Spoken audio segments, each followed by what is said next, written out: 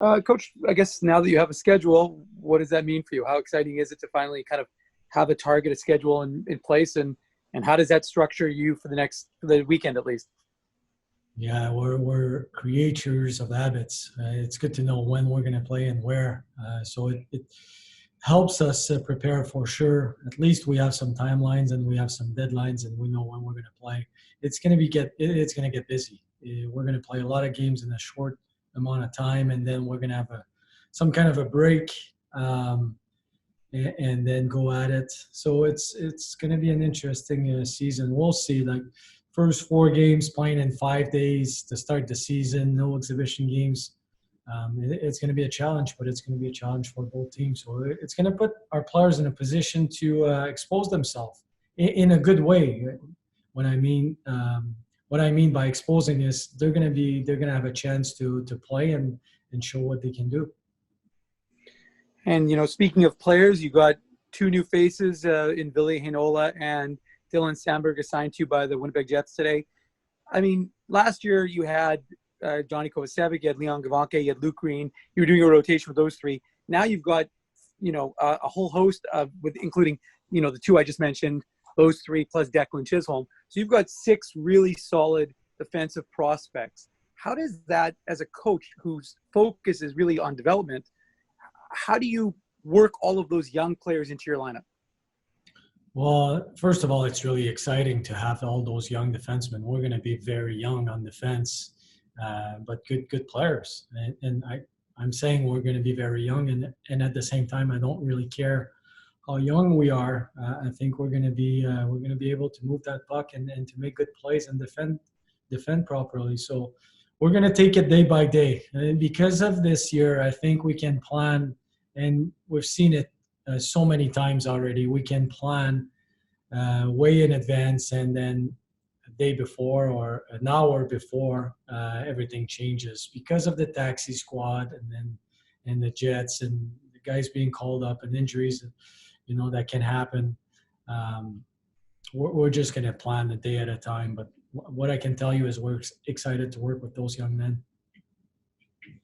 We'll go next to Patrick Williams. Go ahead, Patrick. Hey, Coach, thanks for doing this.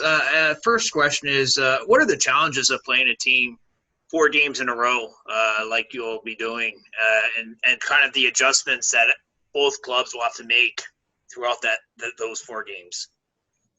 Well, I don't know. The challenges are that I don't know if there is any, to be honest with you. I mean, you're playing the same team over and over, so it creates some rivalries between the 2 teams. So we like that. We want to see how we can compare and compete against the same team. It looks more like a playoff series to me, and that's interesting. So we can see which of our guys can make the adjustments, and we're going to be playing against pretty good teams like Toronto, Belleville, and Laval, Calgary.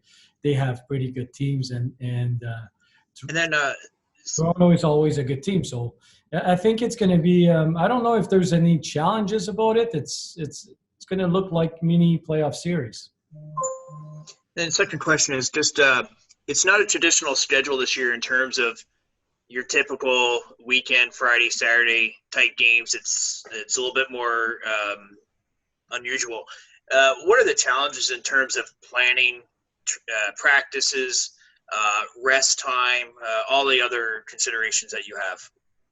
Well, we work really well as a team. So every day after practice, I'll speak with the strength conditioning coach. I'll speak to the trainers. I'll speak to the medical staff. We'll when we're on the ice, that's really the only time we can speak to the players. The biggest adjustment right now is we can't have one-on-one meetings. We can't have meetings with the players. So we have to pre-record or do our video, have a voice over the video, and then we just play it in the room.